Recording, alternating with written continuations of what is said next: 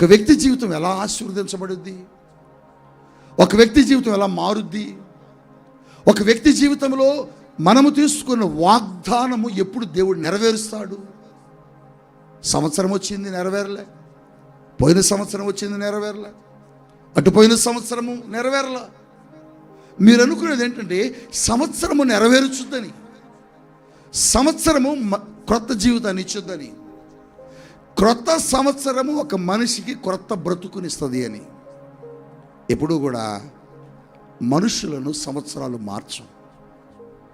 మనుషులను ఎవరు మారుస్తారంటే ఆ సంవత్సర కాలంలో ప్రవేశించినటువంటి ఆ వ్యక్తి తీసుకున్న నిర్ణయాలే ఆ వ్యక్తి జీవితాన్ని మారుస్తాయి. అంతే. సంవత్సరం ఏ వ్యక్తిని మార్చదు నాన్న. ఈ సంవత్సరమైన నా జీవితాన్ని మారుస్తాడేమో దేవుడు, ఈ సంవత్సరంలోనైనా దేవుడు నా బ్రతుకును ఆశీర్వదిస్తాడేమో ఎదురు చూస్తున్నావు. పరిశుద్ధాత్మ దేవుడు నీతో చెబుతున్నాడు, సంవత్సరాలు మనుషులు మార్చవు, కానీ ఆ సంవత్సరాల్లోకి ప్రవేశించిన నీవు తీసుకుంటావు చూడు నిర్ణయం. ఆ నిర్ణయాలే నీ జీవితంలో గొప్ప గొప్ప కార్యాలు చేస్తాయి. 2024 చివరిలో అంటే December 31st నైట్ నువ్వు చాలా నిర్ణయాలు చేసావు దేవుని సన్నిధిలో. 2024లో నువ్వెందుకు దీవించబడలేవు? 2024లో నువ్వెందుకు ఆశీర్వదించబడలేకపోయావు? 2024లో నీ లైఫ్ ఎందుకు సక్సెస్గా వెళ్ళలేదు? 2024లో నీ లోపాలేంటి? నీ జీవితంలో జరిగిన పొరపాట్లు ఏమిటని 2024లో దేవుడు నీతో తేట తెల్లగా మాట్లాడాడు. మాట్లాడిన ప్రతిసారి నువ్వేమనుకున్నావంటే ఇక 2025లో నేను ఇలా ఉండకూడదు, 2024లో ఉన్నాను, 2024లో నేను ఇలా చేయలేకపోయాను, 2024లో నేను ఇలా జీవించాను, కానీ 2025లో నేను ఇలా ఉండకూడదని ఒక నిర్ణయం తీసుకున్నావు చూడు. ఆ నిర్ణయాన్ని 2025 చివరి వరకు కొనసాగించగలగాల. అది కొనసాగించకపోవటమే మన జీవితాల్లో దేవుని కార్యాలు జరగకపోవటం. జనవరిలో ఆ నిర్ణయాన్ని 1, 2, 3, 4 దినాలు ఆ నిర్ణయాన్ని కొనసాగిస్తున్నాం. ఆ తర్వాత జనవరి అయిపోయేటప్పటికి పాత పడిపోతున్నాం బిడ్డ. ఫిబ్రవరి మాసం వచ్చినప్పటికి మనం ఏమవుతున్నామంటే మనము దేవునితో చేసిన నిర్ణయం, దేవునితో జరిగించిన ఒప్పందం, దేవుని సన్నిధిలో చేసినటువంటి ప్రమాణం మనం ఏమైపోతున్నామంటే మర్చిపోతున్నాం, విడిచిపెడుతున్నాం. మరలా కొత్త సంవత్సరం వచ్చేటప్పటికి మన బైబిల్లో పెట్టుకున్న వాగ్దానాన్ని తీస్తున్నాం. అరే దేవుడి వాగ్దానం ఇచ్చాడు, ఈ వాగ్దానం నెరవేరుస్తానన్నాడు, ఈ వాగ్దానం ఎంతో ఖరీదు పెట్టి తీసుకున్నా, లేకపోతే ఎంత ప్రార్థన పూర్వకంగా తీసుకున్నా, లేకపోతే ఎంత భక్తి శ్రద్ధలతో ఈ వాగ్దానాన్ని నేను పుచ్చుకున్నాను కదా, మరి ఎందుకు నా జీవితంలో ఈ వాగ్దానం నెరవేరలా? అయితే దేవుడిదా లోపం, లేక దైవజనుడిదా, ఇచ్చిన వాడిదా లోపం అంటున్నావు, వాగ్దానం చేసిన వాడిదా లోపం అంటున్నావు. కానీ నువ్వు ఈ కొత్త సంవత్సరముకు ముందుగా చేసిన నిర్ణయం గురించి నువ్వు మర్చిపోతున్నావు. మీ జీవితాల్లో దేవుని కార్యాలు జరగకపోవడానికి, దేవుని అద్భుతాలు జరగకపోవడానికి, మీరు పట్టుకున్న వాగ్దానాలు నెరవేరకపోవడానికి గల కారణం ఏంటంటే దేవుని సన్నిధిలో నువ్వు చేసిన నిర్ణయాన్ని మర్చిపోయావు. 31st నైట్కి ముందు నువ్వేం చేసావు? దేవుని దగ్గర కొత్త సంవత్సరానికి ముందు రాత్రి దేవునితో నువ్వు ఎలాంటి ఒడంబడిక చేశావు? దేవునితో నువ్వు ఎలాంటి ఒప్పందం చేశావు? దేవునితో నువ్వు ఎలాంటి నిర్ణయం చేశావు? దేవునితో నువ్వు ఎలాంటి మాట ఇచ్చావు, ప్రమాణం చేశావు? అవన్నీ మర్చిపోతున్నావు. వాటిని కొనసాగించలేకపోతున్నావు, వాటిని నువ్వు జరిగించలేకపోతున్నావు. నువ్వు వాటిని జరిగించలేకపోవడాన్ని బట్టి నీ నిర్ణయం ఎప్పుడైతే బ్యాలెన్స్ తప్పుతుందో, నీ నిర్ణయం ఎప్పుడైతే నువ్వు మర్చిపోతున్నావో, నీ నిర్ణయాన్ని ఎప్పుడైతే దేవుని సన్నిధిలో విడిచిపెట్టావో, నీ జీవితంలో నువ్వు తీసుకున్న వాగ్దానము నెరవేర్చడానికి దేవుడు ముందుకు రాలేకపోతున్నాడు. ఈ రాత్రి కాలపు వేళ దేవుని బిడ్డ, ఎన్ని సంవత్సరాల నుంచి వాగ్దానం తీసుకుంటున్నావు? ఏదో అందరు తీసుకుంటున్నారని నేను కూడా అందరితో పాటుగా వెళ్ళి ఏదో ఒక కానుకేసి వాగ్దానం తీసుకుందామని తీసుకోవద్దు బిడ్డ. ఎందుకు తీసుకోవద్దు అలా అంటే, వాగ్దానము నువ్వు తీసుకునేటప్పుడు ముందుగా నువ్వు కూడా దేవునికి ఒక వాగ్దానము చేయాలి. చేశావు, ప్రభువా నేను ఇలా ఉంటాను తండ్రి, నేను ఇలా జీవిస్తాను ప్రభువా, నేను ఇలా ఉంటాను ప్రభువా అని నువ్వు చాలా తీర్మానాలు చేశావు. కానీ ఆగలేకపోయావు, కానీ దాని నిర్ణయాన్ని జరిగించలేకపోయావు. అందుకే నీ జీవితంలో నీకు ఇచ్చిన వాగ్దానము నీ సంవత్సర కాలంలో దేవుడు ఏం చేయలేకపోయాడు. చాలామంది జీవితాల్లో వాగ్దానాలు తీసుకుంటున్నారు, చేయలేకపోతున్నారు, పొందుకోలేకపోతున్నారు, ఫలాలు పొందుకోలేకపోతున్నారు, దీవించబడలేకపోతున్నారు, ఆశీర్వదించబడలేకపోతున్నారు. ఆ ఫలాలు వారి జీవితంలోకి రావట్లేదు. ఎందుకంటే మీరు చేసిన నిర్ణయాలు మధ్యలోనే విడిచిపెడుతున్నారు. బైబిల్ గ్రంథంలో రూతు అని ఒక ఆవిడ ఉన్నది. పేరు చెప్పండి, రూతు. ఆవిడ పేరు మరలా చెప్పండి, రూతు. రూతు దేవుని సన్నిధిలో నిలబడి పరిశుద్ధాత్మ ప్రేరణలో తన అత్తగారి దగ్గర ఒక తీర్మానం చేస్తుంది. నయోమి దగ్గర ఒక తీర్మానం చేస్తుంది. ఏమిటా తీర్మానం? అత్తయ్య, నువ్వు నన్ను వెళ్ళమని చెప్పొద్దు, నువ్వు వెళ్ళిపోయి నీ దేశంలో బ్రతకమ్మా అని నన్ను పంపొద్దు. అదేంటి బిడ్డ, నేనంటే ముసలిదాన్ని, నువ్వంటే యవనస్తురాలివి, నువ్వు వెళ్ళి నువ్వు నీ తోటికోడలు కలిసి వివాహం చేసుకొని బ్రతకండి. మీరు భర్తలను కోల్పోయారు. కానీ అత్తగారు చెప్పినప్పుడు వెంటనే అక్కడ ఉన్నటువంటి వేరే తోటికోడలు వచ్చి ఓర్ఫా నయోమిని ముద్దు పెట్టుకొని వెళ్ళిపోయిను అని రాయబడ్డది బైబిల్లో. కానీ రూతు ఒక ప్రమాణం చేస్తుంది, రూతు ఒక నిర్ణయం చేసుకున్నది, రూతు ఒక తీర్మానం చేసుకున్నది, రూతు ఒక ఒప్పందం చేస్తున్నది తన అత్తగారితో. ఏమని? నన్ను వెళ్ళమని నువ్వు చెప్పొద్దు, నన్ను వెళ్ళిపోమని చెప్పొద్దు. నువ్వెక్కడికి వెళితే నేను అక్కడికి, చెప్పండి, నువ్వు అక్కడికి వెళ్తే అక్కడికి నేను, నీ దేశమే, నీ ప్రజలే, నీ దేవుడే నా దేవుడు. గట్టిగా స్తోత్రం చెప్పండి. హల్లెలూయా, హల్లెలూయా. మధ్యలో దేవుడిని మార్చిందా? మార్చలే. మధ్యలో దేశాన్ని మార్చిందా? మార్చలే. మధ్యలో ప్రజలను మర్చిపోయిందా? మర్చిపోలే.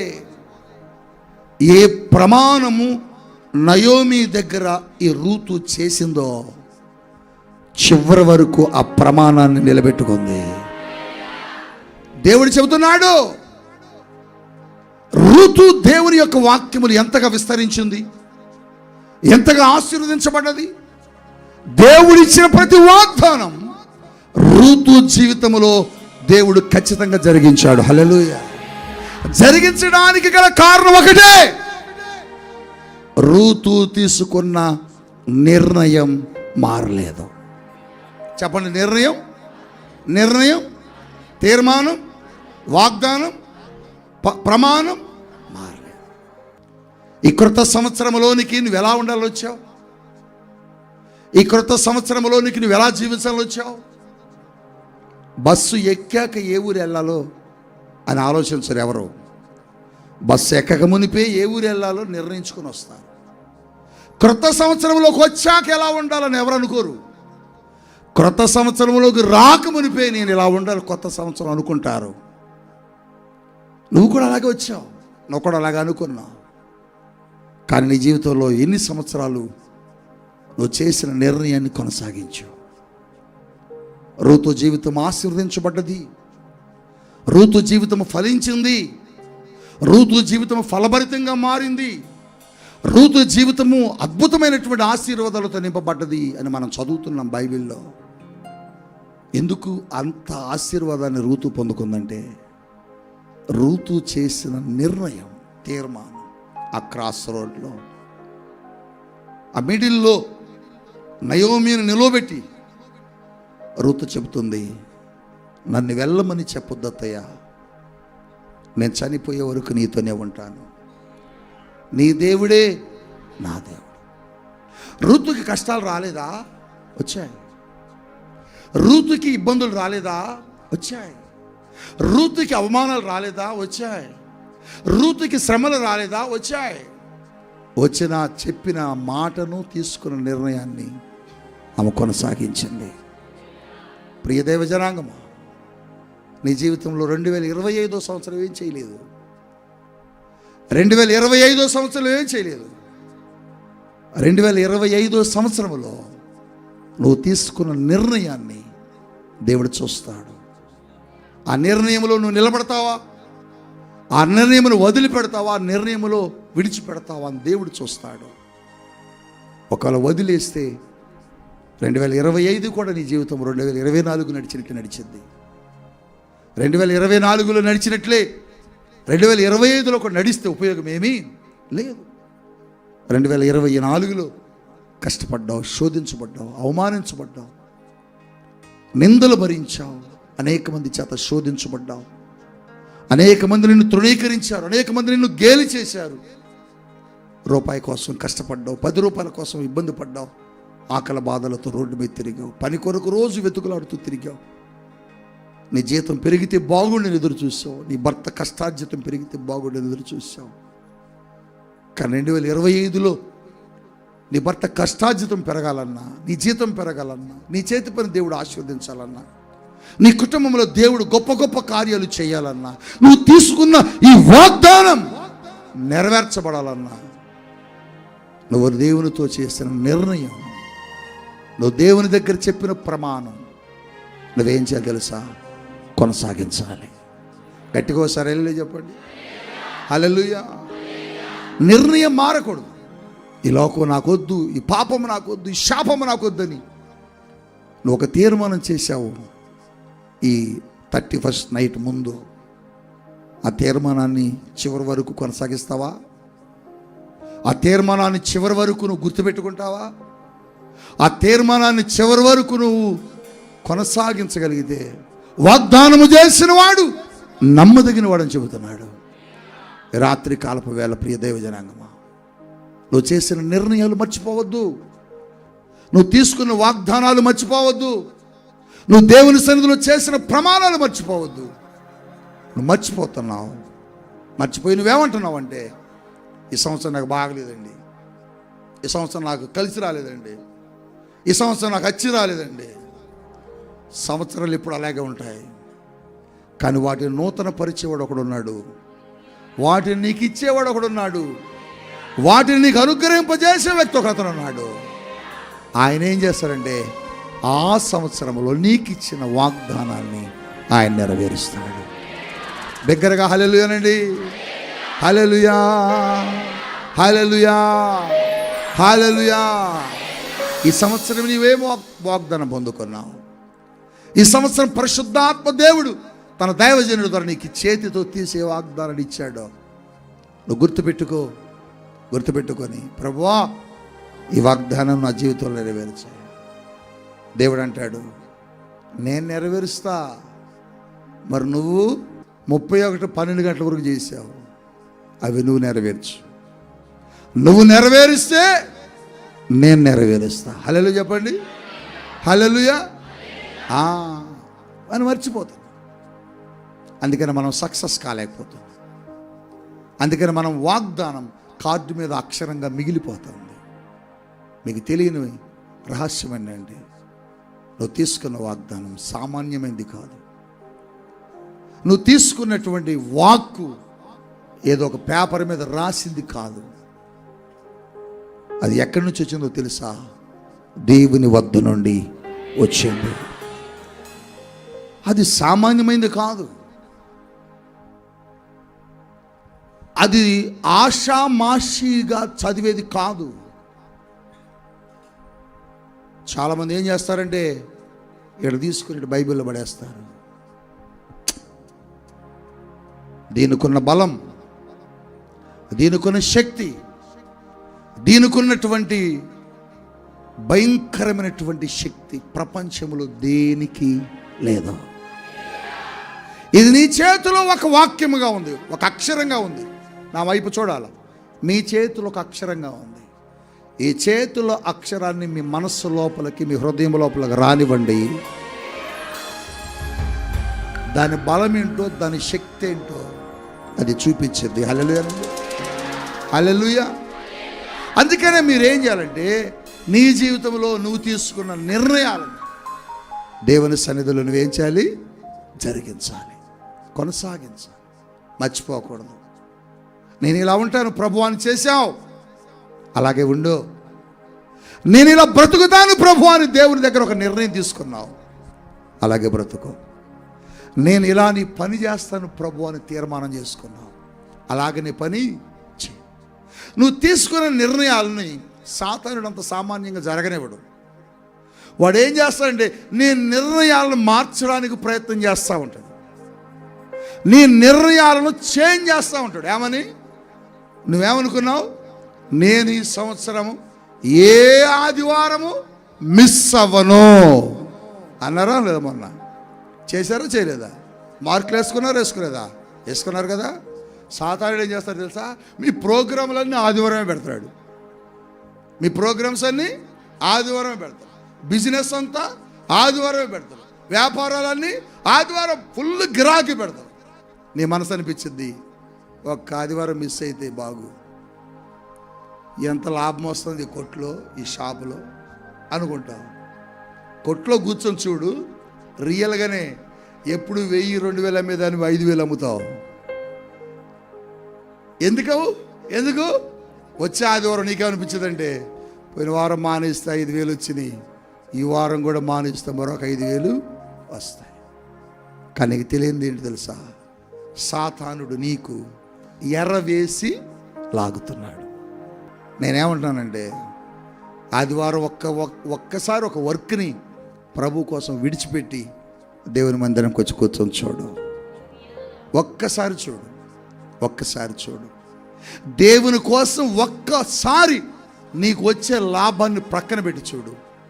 దేవుని కోసం ఒక్కసారి నీకు కలుగుతున్న లాభాన్ని ప్రక్కన పెట్టి చూడు. దేవుడు నీకు ఇచ్చే ఆశీర్వాదం ఎంత గొప్పదో తెలుసా? దేవుడు నీకు ఇచ్చే ఆ దీవెన ఎంత గొప్పగా ఉంటుందో నీకు తెలుసా? కానీ సాతాను గడు ఏం చేస్తాడంటే, నీ పనిని దేవుని దగ్గరకు నేను రాకోకుండా లోకం వైపు ఆకర్షిస్తాడు. బంధువులు తీసుకొస్తాడు, స్నేహితులను తీసుకొస్తాడు, రకరకాలైన ఫంక్షన్స్కి ఇన్విటేషన్ ఆదివారమే వచ్చేలా చేస్తాడు. అప్పుడు మనకేమనిపించదంటే, ఒక వారం వెళ్ళకపోతే ఏమి కాదులే, ఒక వారం వెళ్ళకపోతే ఏం కాదు. నువ్వు వెళ్ళవమ్మా, నేనన్న ఫంక్షన్కి వెళ్ళకపోతే వాళ్ళు బాధపడతారు. చూసావా?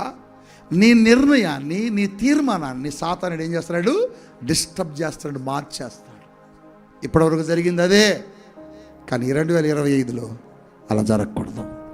చెప్పడం అలా జరగడానికి వీల్లేదు. లక్షల రూపాయలు వచ్చేదైనా సరే, ప్రభువా నీ సన్నిధి కంటే గొప్పదేమీ కాదు, ప్రభువా నీ మందిరం కంటే గొప్పదేమీ కాదు, నీ వాక్యము కంటే గొప్పదేమీ కాదు. నువ్వు చెప్పగలవా? మాట నువ్వు చెప్పగలవా? నువ్వు చెప్పగలిగితే ఎంత గొప్ప ధన్యత అండి, ఎంత గొప్ప భాగ్యం అండి. ఎందుకు మీ జీవితాల్లో వాగ్దానాలు ఫలించడం లేదంటే, మన జీవితంలో తీసుకున్న నిర్ణయాలు, మన జీవితంలో తీసుకున్న నిర్ణయాలు. ఈ మధ్య నేను ఒక దైవజనుడు వాక్యం చెబుతుంటే విన్నాను. ఆ దైవజనుడు వాక్యం బోధిస్తూ తన జీవితంలో జరిగే సంఘటన చెబుతున్నాడు. ఆయన ఒక వాక్యాన్ని బోధించాడట. ఆ వాక్యాన్ని ఇక్కడ యూట్యూబ్లో పెట్టాడట.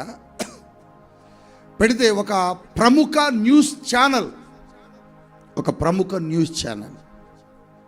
తెలుగు న్యూస్ ఛానల్, ఒక ఛానల్ నడిపే ఒక అధినేత కారులో వెళ్తా సడన్గా తన చెయ్యి తగిలి ఆయన వాక్యం ఓపెన్ అయింది. ఆయనకి క్రైస్తవులన్నా అసహ్యం, ఆయనకు దేవుని ప్రజలన్నా అసహ్యం అట. యేసుక్రీస్తు ప్రభు అంటే మరీ అసహ్యం అట. ఆ ఛానల్ ఆయనకి. ఆయన మీరు అందరూ చూస్తుంటారు లైవ్లో, చాలా చోట్ల చాలాసార్లు డిబేట్స్లో కూడా పాల్గొన్నాడు ఆయన అని చెప్తున్నాడు ఆయన. అది చూసి కొద్దిసేపు వాక్యం విన్నాక యేసుక్రీస్తు ప్రభు ఇంత గొప్ప దేవుడా అనిపించిందట. ఈ యేసు నాకు కావాలంటే ఏం చేయాలని 2 దినాలు ఆఫీసు పోకుండా ఇంట్లో కూర్చొని అన్ని క్రైస్తవ ఛానల్స్లో వాక్యాలు అందరూ వినడం ప్రారంభించాడట. ప్రతి దైవజనుడు వింటున్నాడట, ఆయన వింటున్నాడట, అందరూ వింటున్నారట. ఆయనకి తెలియకుండానే ఆయన మోకరించేసి ఏడుస్తున్నాడట, ప్రభువా నేను పాపినయ్యా, నన్ను క్షమించు. ఈ న్యూస్ ఛానల్ వలన అబద్ధాలు ఆడాల్సి వస్తుంది, మోస పనులు చేయాల్సి వస్తుంది, ప్రభువా నన్ను క్షమించయ్యా అని తన భార్యను కూడా పిలిచి తన భార్యకి వాక్యాలు వినిపించి ఈ దైవజనుడికి ఫోన్ చేశాడట. అయ్యా, ఇదిగో నీ వాక్యాన్ని విని నేను మార్పు చెందాను, నాకు క్రొత్త సంవత్సరం బాప్తిస్మం ఇస్తావా అని అడుగుతున్నాడట. హల్లెలూయానండి. అప్పుడు ఆయన ఒక మాట అన్నాడట, మీరింత పెద్ద ఛానల్ నడిపే యజమానివి కదా, అధినేతవు కదా, మరి నీకేమి వ్యాపారానికి ఇబ్బంది ఉండదా అంటే అన్నాడట, యేసుక్రీస్తు కంటే నా వ్యాపారమేమీ గొప్పది కాదు అన్నాడట. హల్లెలూయా. అబ్బా, దేవుని కోసం ఎంత గొప్ప తీర్మానం చేసుకున్నాడు ఆయన. ఈ రాత్రి పరిశుద్ధాత్మ దేవుని నీతో చెబుతున్నాడు, రూతు చేసిన తీర్మానములు రూతు ఏం చేసింది? నిలబడ్డది. అందుకని రూతు జీవితాన్ని దేవుడు ఆశీర్వదించాడు. రూతునే కాదు, యోసేపు జీవితంలో ఎందుకు ఒక బానిసగా వెళ్ళిన వ్యక్తి ఎందుకు దేశానికి ప్రధానమంత్రి అయ్యాడు? నేను రాత్రంతా ఆలోచించాను కూర్చొని. ఒక బానిస ఒక దేశానికి అమ్మబడిన మనిషి, ఒక దేశానికి అమ్మబడినటువంటి వ్యక్తి ఆ దేశానికి అంత గొప్ప అధికారి ఎలా అయ్యాడు, ప్రధానమంత్రి ఎలా అయ్యాడని ఆలోచించి నేను వేకుని లేచి పొద్దుట కూర్చొని వాక్యం చదువుతున్నాను. పరిశుద్ధాత్మ నాతో మాట్లాడుతున్నాడు, వాక్యం ధ్యానం చేస్తున్నప్పుడు నాతో అంటున్నాడు, ఆయన యోసేపు చేసిన నిర్ణయమును చివరి వరకు కొనసాగించాడు. యోసేపుకు దేవుడు ఒక వాగ్దానం ఇచ్చాడు, కలనిచ్చాడు. ఏమిటా కళ?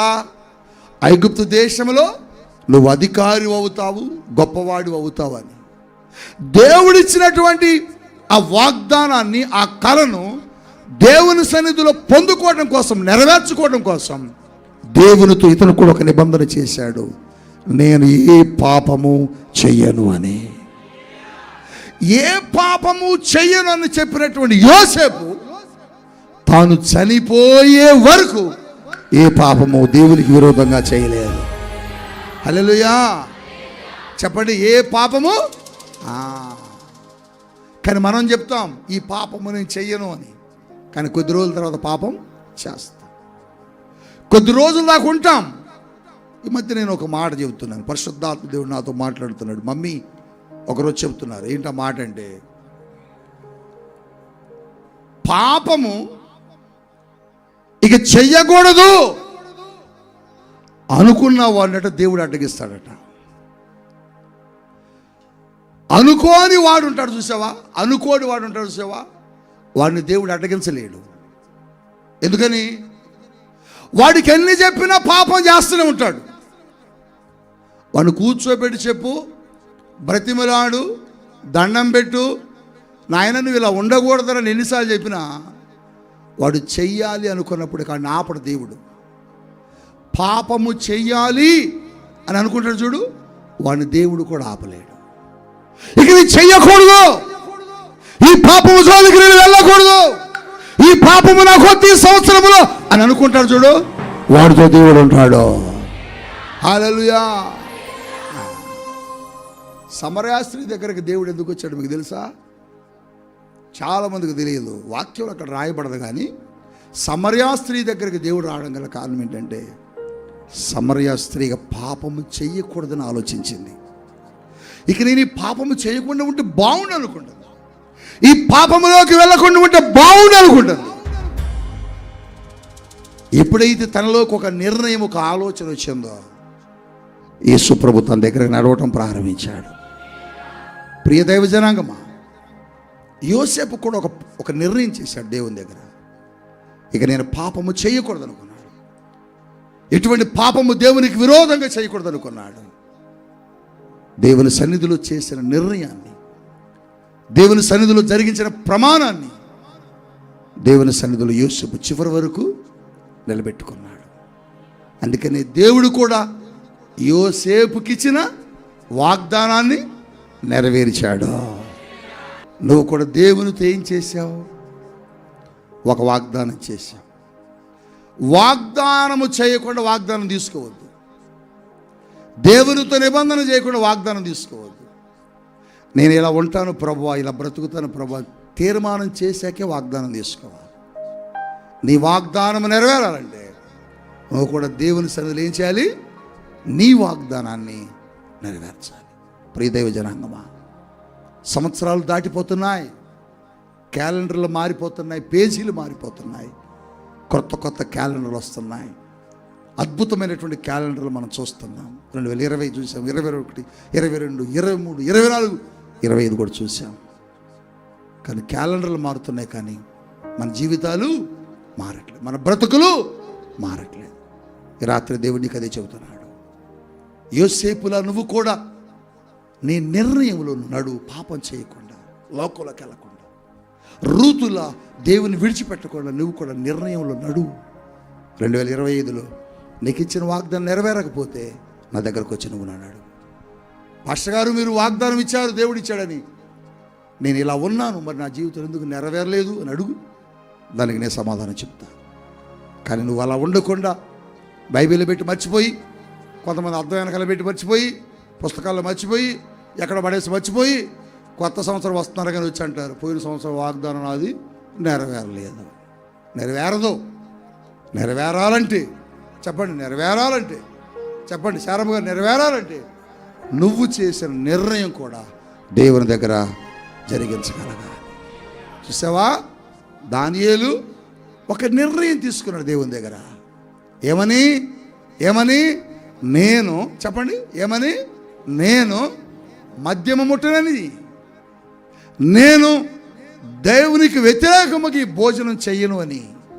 వాళ్ళందరూ వచ్చి దానియేలుతో అంటున్నారు, దానియేలు భలేవాడువయా, రాజు భోజనం అయ్యా ఇది. ఎవరి భోజనం అట? అసలు ఎంత ఆశ పుట్టిందండి మనకి? చెప్పండి, ఎంత ఆశ పుట్టింది? ఎవరి భోజనం అది? చెప్పండి, ఎవరి భోజనం? రాజుగారి భోజనమా? ఎన్ని కూరలు ఉంటాయి? రాజు భోజనం ఎవరు వద్దంటారా?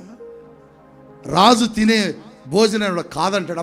రాజు తాగే మద్యం, మందు, దానియేలు తాగవా బాబు, ఛాన్స్ దొరకదు మళ్ళీ అన్నాడు. దానియేలు అంటున్నాడు, నేను దాన్ని ముట్టను. చెప్పండి. నువ్వు నిర్ణయము తప్పకూడదు. నువ్వు నిర్ణయం తప్పినప్పుడు దేవుని దగ్గరికి వెళ్ళి నువ్వు దేవుణ్ణి ప్రశ్నించి అడగలేవు. ఏమని అడగలేవు? ప్రభువా, మరి నాకు 2025లో నువ్వు ఇది ఇచ్చావు, ఎప్పుడు చేస్తావు మరి అని అడగలేవు. ఒకళ్ళు నువ్వు అడిగావనుకో, నేను ఇస్తా, మరి నువ్వు చేసినవి ఏంటి అంటాడు. అందుకే నువ్వు అడగలేకపోతున్నావు, నిలబడలేకపోతున్నావు, కాబట్టి ఉండలేకపోతున్నావు. కానీ దానియేలు ఏం చేశాడంటే, తాగవా బాబు దానియేలు అంటే, నో, మందు కాదు ఇంకేం పెట్టినా సరే నేను నో, ముట్టనంటే ముట్టను అన్నాడు. అక్కయ్య రా, మా ఇంట్లో భోజనం దేవుళ్ళు పెట్టాం, కళ్ళు మూసుకొని ప్రార్థన చేసుకుంటున్నా, ఏం కాదు అనగా, నేను ప్రార్థనకి వెళ్తాను అమ్మాయి, మా సంగతిలో వచ్చారా, మీ సంగతిలో ఎవరు రాలేదు రా, నేను బాప్తిజం పొందిన అమ్మాయి, ఏమన్నా ఇద్దాము, బావే లేడు,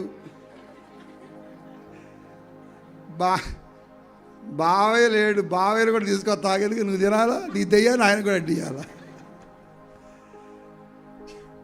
కాముగా తినొస్తారు, తిని చెయ్యి ఆడి దుడుచుకొని చెప్పు వస్తున్నారు రావట్లేదా, విగ్రహారాధన దగ్గర ముట్టుకుంటూ చస్తారు మీరు. అటువంటి ముట్టకూడదు. మనము నిబంధన చేయబడిన మనుషులం. హల్లెలూయా చెప్పండి. నీ కోసం రక్తము కార్చాడు యేసయ్య. గుర్తుపెట్టుకో, నీ కోసం రక్తం కార్చాడు యేసయ్య. తాగి తాగి పాడైపోతాయి, కుటుంబాలు పాడైపోతాయి, ఆరోగ్యం పాడవుద్ది. చిన్న వయసులో త్రాగి చనిపోయిన వాళ్ళు ఎంతమంది? చిన్న వయసులో త్రాగుడికి అలవాటు పడి కుటుంబాన్ని పాడు చేసుకునే వాళ్ళు ఎంతమంది? నేను ఇంతమందిని చూసా. ఒక చిన్న బిడ్డ 18 years, ఒక హెడ్ మాస్టర్ కూతురు, ఒక హెడ్ మాస్టర్ కూతురు.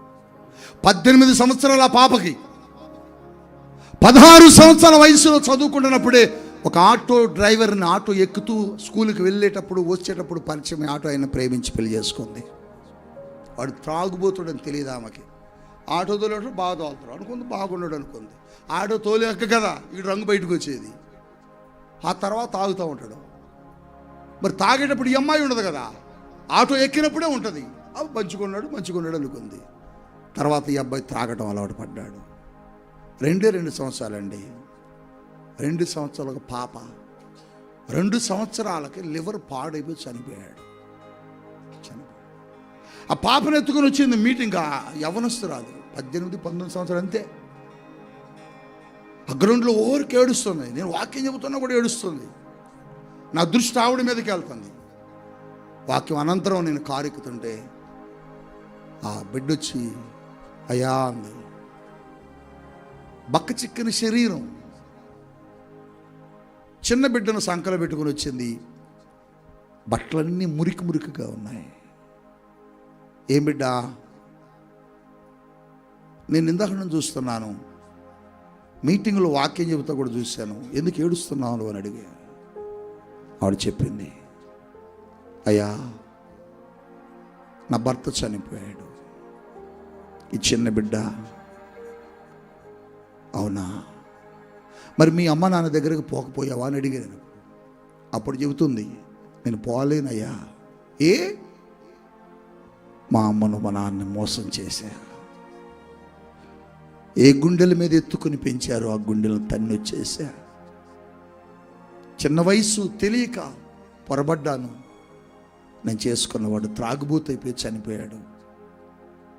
చనిపోయేటప్పుడు నాకేమి ఇచ్చాడు తెలుసయ్యా? ఈ బిడ్డని ఇచ్చాడయ్యా. ఈ బిడ్డనే కాదయ్యా, వాడు చనిపోతూ వాడుకున్న రోగాన్ని నాకు ఇచ్చాడయ్యా. చనిపోయేటప్పుడు తెలిసింది నాకు అతనికి HIV ఉందని. 18 సంవత్సరాలయ్యా నాకు కూడా జబ్బు ఉందయ్యా అని ఏడుస్తుంది. ఎందుకు ఈ మాట మీకు ఈ సమయంలో జ్ఞాపకం చేస్తున్నానంటే, మీరు త్రాగి లోకంలోకి వెళ్ళిపోయి పాపంలో పడిపోతే, మీ కుటుంబాలు పాడైపోతే, రేపు నీ భార్య కూడా అలాగే నిలబడిద్ది కదా. రేపు నీ బిడ్డలు కూడా అలాగనే దిక్కులేని పక్షులు అవుతారు కదా. అందుకని దేవుని సేవకుడిగా చెబుతున్నా, మీ కుటుంబాలు మంచిగా ఉండాలి, మీ భార్య భర్తలు మంచిగా ఉండాలి. మీ కుటుంబాల్లో ఇటువంటివి రాకూడదు, ఇటువంటి ఉండకూడదు. అందుకని ఈ సంవత్సరం మీరు ఒక తీర్మానం చేసుకోండి, నేను ఈ 2025 త్రాగను, పాపం చేయను, అబద్ధములను మోసం చేయను, భార్యను మోసపరచను, భర్తను మోసపరచను, బిడ్డలు మోసపరచను, తల్లిదండ్రులు మోసపరచమని చెప్పండి. దానియేలు చెబుతున్నాడు, త్రాగవయ్యా దానియేలు, నాకొద్దు. ఇది రాజు తినే భోజనం, తినవయ్యా, నాకొద్దు. నేను దేవుని దగ్గర ఒక నిర్ణయం చేశాను, ఒక తీర్మానం చేశాను. ఆ తీర్మానం ప్రకారమే బ్రతుకుతా తప్ప నేను వీటికి లోపడను అని చెప్తున్నాడు. ఈ నూతన సంవత్సరంలో నీకెందుకు ఈ మాట చెబుతున్నాడంటే, నువ్వు కూడా ఒక నిర్ణయం తీసుకో. కొత్త సంవత్సరంలో ఒక నిర్ణయంతో కాలు పెట్టు. దేవుడు నీకే వాగ్దానం ఇచ్చాడో ఆ వాగ్దానం ఖచ్చితంగా నెరవేరుస్తాడు. రూతు నెరవేర్చింది, అందుకే దేవుడు రూతు జీవితాన్ని ఆశీర్వదించాడు.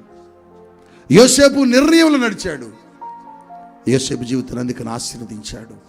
యోసేపుకి ఇచ్చిన వాగ్దానాన్ని నెరవేర్చాడు. దానియేలు జీవితంలో దేవుడు అంత అద్భుతం చేసి దానియేలును కూడా బబులోను దేశంలో గొప్ప అధికారిని చేయడం కారణం ఏంటంటే, దానియేలు కూడా తీసుకున్న నిర్ణయ ప్రకారం నిలబడ్డాడు. ఫోర్స్ వచ్చిందండి, బలవంతపరుస్తారండి, ఒత్తిడి చేస్తారండి, రకరకాలుగా ప్రలోభ పెడతారండి. లోబడొద్దు, లోబడొద్దు. లోబడి జీవితాన్ని పాడు చేసుకోవద్దు. ఆశపడి బ్రతుకును నాశనం చేసుకోవద్దు. దేవుని దగ్గర ఏ తీర్మానం చేసావో ఆ తీర్మానంలో ఈ సంవత్సరం అంతా నడు. నీ చేతి ఉన్న వాగ్దానం నెరవేరకపోతే నేను జవాబు చెప్తాను. దేవుడు ఈరోజు నీతో చెబుతున్నాడు. యోసేపులా, రూతులా, దానియేలులా నీ నిర్ణయాలు మారకుండా మీరు నడవాలి.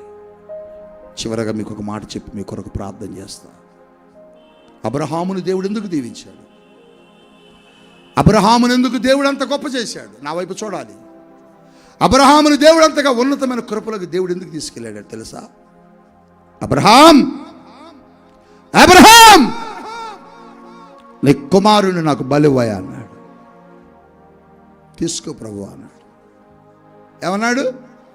ఏమన్నాడు? తీసుకో, ఇచ్చింది నువ్వే, తీసుకో అన్నాడు. తీసుకురా మరే అన్నాడు. తీసుకురా మరే అన్నాడు. ఇసాకు, డాడీ ఇట్రా ఇట్రా ఇట్రా. ఎక్కడికి డాడీ? అమ్మని పిలిచాను. సముద్రం బాలు అమ్మాయి చెప్పేది కాదు ఇది. నా ఎరగరా. ఎక్కడికి? నేను చెప్తా. మరే దేవుడు బలి అడిగాడు నాన్న. అవునా? వెళ్దామా నాన్న? వెళ్దాం డాడీ. ఇదిగో ఈ కట్టెలు పట్టుకో. పట్టుకున్నాడు. ఈ కట్టె పట్టుకో. పట్టుకున్నాడు. ఈ నిప్పు పట్టుకో. పట్టుకున్నాడు. నడు. నడుస్తున్నాడు. నడుస్తున్నాడు. కట్టె ఎన్ని ఉంటాయి? 3 4 చెప్పెన్ని ఉంటాయి? ఒక మనిషిని కాల్చడానికి, బలి ఇవ్వడానికి ఎన్ని కట్టెలు కావాలా? చెప్పండి మీరు. సైకిల్ మీద పుల్లలు పట్టరారా అంటే ఒకడిని 4 పుల్లలకి 4 అవని దానిలో 4 రోడ్డు కట్టేళ్తాడు. ఇటు వస్తున్నాడు. ఒక మనిషిని కాల్చాలి, బలి ఇవ్వాలంటే ఎన్ని పుల్లలు కావాలా? అన్ని పుల్లలు ఇస్సాకు నెత్తి మీద ఉన్నాయి. బా, దేవుని స్తోత్రం చెప్పట్లా. చేతిలో కత్తి, దీపం, నిప్పు పట్టుకొని బయలుదేరాడు. బైబిల్లో రాయబడ్డది 3 దినాలు వారు ప్రయాణం చేశారట. చెప్పండి. వాక్యానంతా స్పష్టంగా చదవాలి. అందుకనే 3 దినాలు ప్రయాణం చేశారట. ఎన్ని దినాలు? 3 దినాల్లో అబ్రహాము నిర్ణయము మారలేదు. గట్టిగా వెళ్ళలేనండి. నువ్వు పోయిన వారం కానుక 500 వేద్దాం అనుకున్నావు. ఈ వారం వచ్చినప్పటికీ 500 మార్తమ్మకు అందించి, అందులో సుబ్బారావుకు అందించా, రవికి అందించిన, రమేష్కు అందించి, ఎంత మిగిలి 100 మిగిలింది.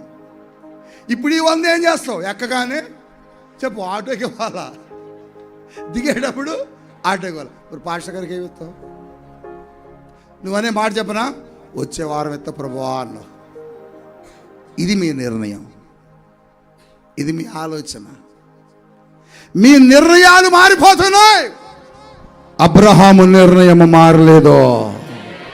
గట్టిగా హల్లెలూయా, హల్లెలూయా. 3 దినాలలో అబ్రహాము దేవుడితో చేసిన నిర్ణయం, ప్రమాణం, ఒప్పందం ఒక్కసారి కూడా మారలేదు. అది మన జనవరి మధ్యలోపడికి వచ్చేటప్పటికి, చెప్పండి, జనవరి మధ్యలోపడికి వచ్చేటప్పటికి మన నిర్ణయం ఏమవుద్ది? పుస్తకం ఏమైపోద్ది? బైబిల్ ఎడిపోద్ది, డైరీ ఎడిపోద్ది, చేసినవన్నీ ఎడిపోతాయి, ఎటే పోతాయి. మళ్ళీ ఏమంటుంది తెలుసా? 26లో ఖచ్చితంగా ఒట్ట. ఎన్ని 20లు దాటిపోయినాయి నాన్న? ఎన్ని 26లు, ఎన్ని 25లు దాటిపోతున్నాయి. అందుకని నీ వాగ్దానంగానే ఉండిపోయింది. అది నెరవేర్చట్లే. దేవుడు దాన్ని చేయడంలే. అందుకని ఈరోజు నువ్వు నిర్ణయం మారకుండా దేవుని సన్నిధిలో ఉంటే దేవుడు ఏమన్నాడు? ఏమన్నాడు? ఈరోజు ఏమిచ్చాడు? యోహాను 15:7 మీకేది ఇష్టమో అది అడుగుడి.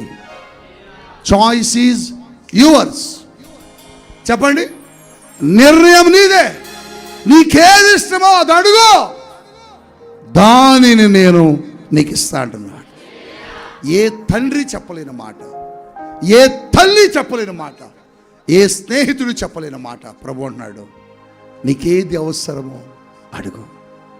ఈ వాగ్దానాన్ని తీసుకున్న వారులారా, ఈ వాగ్దానాన్ని పొందుకున్నటువంటి దేవుని కుటుంబాలారా, మీకేది ఇష్టమో దేవుని సన్నిధిలో అడగండి. 2025 ఛాలెంజ్ 2025 దాటక మునిపే మీ జీవితాల్లో దాన్ని దేవుడు చేస్తున్నాడు. అది చెయ్యకపోతే నన్ను అడగండి. అది ప్రార్థన పూర్వకముగా మీ దగ్గరకు వచ్చిన వాగ్దానం. అయితే ఆయన అంటున్నాడు, అది నేను మీకు ఇవ్వాలంటే పైన ఒక మాట రాశాడు. ఏమిటా మాట అంటే, మీరు నా యందును నేను నా మాటలు మీ యందును నిలిచి ఉండిన ఎడలా. ఇది కమిట్మెంట్, ఇది ఒప్పందం, ఇది తీర్మానం. నీకు దేవుడు నువ్వు అడిగింది నువ్వు ఇవ్వాలంటే, ఆయన ఇవ్వాలంటే, దేవుడు నీకు చెప్పిన ప్రమాణం చేయాలంటే, దేవుడు నీకు ఇచ్చిన ఈ సంవత్సరపు వాగ్దానం మీ జీవితాల్లో నెరవేరాలంటే ఆయన అంటున్నాడు, మీరు నా యందును నా మాటలు మీ యందును ఏం చేయాలట? నిలిచి ఉండాలి. నా వైపు చూడండి, నిలిచి ఉండాలి. దాని అర్థం ఏంటంటే, నీ నిర్ణయం, నీ తీర్మానం ఆయన వాక్యముతో పాటుగా నిలబడి స్థిరముగా ఉండాలి. అది కదలకూడదు, అది విడిచిపెట్టకూడదు. కానీ మన జీవితాల్లో ఆయన మాటలు నిలబట్ల. ఎప్పటి వరకు ఉంటున్నాయి? ఆదివారం చర్చకు వచ్చినప్పుడే ఉంటున్నాయి మాటలు, తర్వాత ఉండడం లేదు. సంఘానికి వచ్చినప్పుడే ఉంటున్నాయి, మందిరానికి వచ్చినప్పుడే ఉంటున్నాయి, తర్వాత ఆయన మాటలు మన హృదయాల్లో నిలవడం లేదు. కానీ దేవుడు అంటున్నాడు, అవి నా మాటలు నీ హృదయంలో నిలిస్తే నీకేది కావాలి చెప్పు, నీకేది కావాలి చెప్పు. ఆయన అంటున్నాడు పిల్లల్ని మనం షాపుకి తీసుకెళ్తే, డాడీ నాకు అది కావాలి డాడీ అంటే, అమ్మ నాన్న అది రేట్ ఎక్కువ రా, వద్దురా ప్లీజ్, తక్కువది కొనుక్కుందా నాన్న అంటారు. కానీ నీ దేవుడు నీకు తక్కువది ఇచ్చే దేవుడు కాదు. దేవుని స్తోత్రం చెప్పండి, గట్టి చెప్పండి. తక్కువది ఎప్పుడు అడగొద్దు, చిన్నవి అడగొద్దు. దేవుణ్ణి ఎప్పుడు గొప్పవి అడగాలి. ఎలాంటివి అడగాలంటే, మనుషులు నీకు ఇవ్వలేంది అడగాల, మనుషులు చేయలేంది నువ్వు అడగాల. ఎందుకంటే మనుషులకు అసాధ్యమైంది ఆయనకు సాధ్యమా. పరిశుద్ధాత్మ దేవుడు చెబుతున్నాడు, నీకేది కావాలి చెప్పు, నీకు నేను ఇస్తా. ఆయన ఇవ్వలేంది ఏది లేదు, ఆయన చేయలేంది ఏది లేదు. నువ్వేది అడిగినా ఇస్తాడు. నీ కోసం ఎక్కడికైనా వస్తాడు ఆయన. నీ స్నేహితుని రమ్మను, రాలేడు. నీ బంధువుని రమ్మను, రాలేడు. నీ భార్యను రమ్మను, రాలేదు. నీ భర్తను రమ్మను, రాలేడు. కానీ నువ్వెక్కడుంటే అక్కడికి వస్తాడు యేసయ్య. వారు అగ్నిగుండంలో ఉంటూ వెళ్ళారు అక్కడికి. అది ఎవరు వెళ్ళలేని స్థలం, ఏ స్నేహితుడు వెళ్ళలేని స్థలం, ఏ భర్త భార్య ఒకరికొకరు కాపాడుకోవటం కోసం వెళ్ళలేని స్థలం. కానీ వారి కోసం అక్కడికి కూడా వెళ్ళాడు ఆయన. నీ కోసం కూడా వస్తాడు ఆయన. ఆయన తిరుగుతున్నాడు నీ దగ్గర రావాలని, ఆయన నడుస్తున్నాడు నీ దగ్గరికి రావాలని, ఆయన ఆశిస్తున్నాడు నీ అక్కర తీర్చాలని, అనుగ్రహిస్తున్నాడట. బా, ఆ మాటకు అర్థం తెలుసా మీకు? ఆ మాటకు అర్థం చెబుతాను. ఇస్తానంటల్లా, ఏ బాబు ఇస్తానంటల్లా, అనుగ్రహించేదని అన్నాడు. ఏంటి డాడీ ఈ మాటలో లోతైన అర్థం అంటే, ఇస్తే తిరిగి ఇచ్చేది, అనుగ్రహిస్తే ఇచ్చే పని ఉండదు. హల్లెలూయా అండి, హల్లెలూయా. నీ స్నేహితుడికి నువ్వు రూపాయి ఇస్తే తిరిగిస్తాడు. కానీ దాన్ని అనుగ్రహించావనుకో, అది అడగరుగా. దాన్ని ఎవరు అనుగ్రహించగలరంటే దేవుడు మాత్రమే.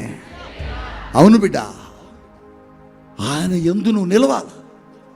యోసేపు నిలిచాడు, రూతు నిలిచింది, దానియేలు నిలిచాడు, అబ్రహాము నిలిచాడు. మాట ఎక్కడా తప్పలేదు, నిర్ణయం ఎక్కడా మారలేదు, ఒప్పందం ఎక్కడా చెదరలేదు. అందుకని వారు దేవుని వాగ్దానాలను సొంతం చేసుకున్నారు. రాత్రి క్రొత్త సంవత్సరం నీకు ఇచ్చిన వాగ్దానం నువ్వు సొంతం చేసుకోవాలంటే దేవుడు నీకు చెప్పిన వాగ్దానం, నువ్వు ఏది అవసరమో ఏది కావాలో అది అడుగు, నేను నీకు ఇస్తాను. చూసావా? ఒకటి దేవుడి దగ్గర చెప్పు, ప్రభువా ఇప్పటి వరకు నీకు నేను చేసిన వాగ్దానాలను తప్పాను, ఇప్పటి వరకు నీకు నేను చేసిన ప్రమాణాలన్నీ తప్పాను. ఈ సంవత్సరం తప్పను ప్రభువా, ఈ సంవత్సరం నీ కోసం నిలబడతాను, ఈ సంవత్సరం నీ కొరకు నేను బ్రతుకుతాను ప్రభువా, ఈ సంవత్సరం నీ కొరకు నేను జీవిస్తాను ప్రభువా. నాకు ఇచ్చిన వాగ్దానం ఒక్కటి నెరవేర్చేయ చాలు. దుప్పి నీటి వాగుల కొరకు ఆశపడ్డట్టు నేను ఎదురు చూస్తున్నా. ఎండిపోయిన అరణ్యంలాగా ఉన్నాను ప్రభువా, చెదిరిపోయిన జీవితంతో వచ్చానయ్యా, భయంకరమైనటువంటి శోధనలు వచ్చాను ప్రభువా. నా బ్రతుకును ఒక్కసారి చూడు, నా బ్రతుకును ఒక్కసారి చూడయ్యా. ఎక్కడికి చూసినా దారి కనపడని పరిస్థితి నాది, ఎటు వెళ్ళిన సహాయం అందనటువంటి జీవితం నాది. మనుషులను చూసి నవ్వుకుంటున్నారు, బంధువులను చూసి గేలి చేస్తున్నారు. ఇంకెప్పుడు నీ జీవితంలో సంతోషం అంటున్నారయ్యా, ఇంకెప్పుడు నీ బ్రతుకులో ఆనందం అంటున్నారయ్యా. దేవుడు దేవుడు దేవుడిని వెళ్ళావు, ఏం చేశాడు నీకు దేవుడు అని నన్ను ప్రశ్నిస్తున్నారు ప్రభువా. వారు ప్రశ్నించడానికి పొరపాటు నీది కాదు, నాదే.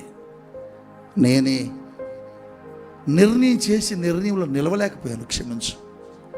ఈ సంవత్సరం అలా కాదు. దానియేలులో నేను కూడా నిర్ణయంలో ఉంటా, యోసేపులా నేను కూడా నిర్ణయంలో ఉంటా, రూతులా నేను కూడా నిర్ణయంలో జీవిస్తా, అబ్రహాములా నా నిర్ణయంలో మార్పు లేకుండా ఈ సంవత్సరం అంతా కొనసాగిస్తా.